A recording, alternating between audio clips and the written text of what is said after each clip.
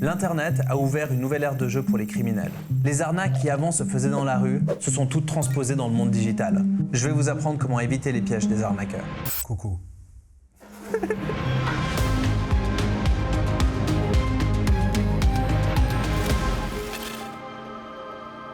Les arnaqueurs, c'est pas des gens qui sont des amateurs, c'est leur métier, ils sont professionnels.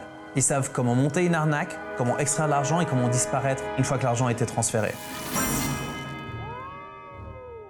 En fait, ce qu'on s'est rendu compte, c'est que un site comme PayPal ou d'autres sites de paiement en ligne, c'était assez difficile de les contacter, notamment par téléphone. Et on sait que beaucoup de gens aiment avoir ce contact quand même téléphonique pour pouvoir vraiment parler à une personne.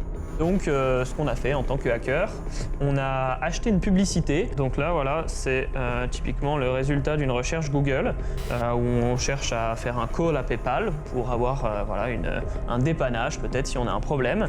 Cette publicité paraît complètement légitime, hein, finalement. Sauf que le numéro qu'on peut appeler, c'est le numéro qu'on contrôle. Et donc, c'est nous qui allons répondre au téléphone. Oui, allô, bonjour, centre d'aide PayPal.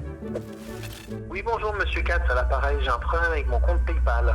Alors, ce que je vais faire dans un premier temps, c'est que je vais prendre votre adresse email pour pouvoir regarder dans notre base de données votre compte. Oui, c'est j'aime-très-fort-mon-chat@gmail.com. Ah, très bien, je vous ai trouvé, monsieur Katz. J'ai fait comme si lui avait oublié son mot de passe. Donc, quand tu oublies ton mot de passe, ça demande d'envoyer un SMS ou un second facteur sur un appareil qu'on a vérifié. Donc, dans ce cas-là, c'était un SMS sur le téléphone. J'ai besoin de vous envoyer un code sur votre téléphone afin de s'assurer que vous êtes bien la personne détentrice du compte. Oui, c'est 485231. Très bien, alors je vais l'entrer. Oui, c'est tout bon. Très bien. Étant donné que j'ai son adresse email et également son code de récupération qui a été envoyé sur son téléphone, je peux me connecter à son compte. Donc je vais m'y connecter et puis je vais transférer tous les fonds vers mon compte PayPal. Super, génial, j'apprécie beaucoup votre support, vous m'avez vraiment sauvé la vie. Et bien avec grand plaisir, monsieur. Comme on vient de voir, cette arnaque répondait à un besoin. L'utilisateur cherchait un numéro de téléphone, l'arnaqueur lui a proposé le numéro de téléphone du service qu'il cherchait. Et à ce moment-là, il a réussi à lui soutirer de l'information et à gagner de l'argent.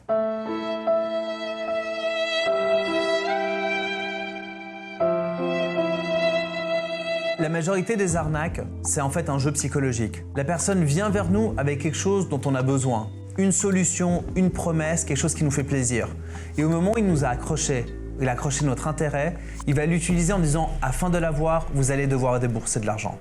Afin d'éviter que vous ayez un moment de doute, il va vous dire que vous devez le faire rapidement. Donc, votre carte de crédit va être bloquée immédiatement. Veuillez rentrer sur ce site web dans les prochaines heures. Vous avez été sélectionné, mais si vous ne répondez pas dans une heure, ce sera quelqu'un d'autre qui sera sélectionné. Quand on est sur son ordinateur ou son téléphone, on fonctionne avec des œillères. On a la tête dans le guide. Et c'est pour ça que c'est important de des fois prendre du recul, demander à son entourage et avoir un regard sceptique sur ce qu'on est en train de vivre, afin de pouvoir décerner si c'est oui ou non quelque chose de bien ou malveillant. Il ne faut pas avoir honte si quelqu'un s'est fait arnaquer, il faut en parler à son entourage. Surtout pour les personnes qui n'ont pas l'habitude d'être dans le monde digital. Ta mère. Nous voyons des criminels qui font des arnaques extrêmement bien ficelées, bien pensées, pour viser des personnes spécifiques dans leurs moments les plus faibles. Les arnaqueurs trouvent toujours nos points faibles pour les tourner contre nous. Si c'est trop beau pour être vrai, c'est que c'est pas vrai.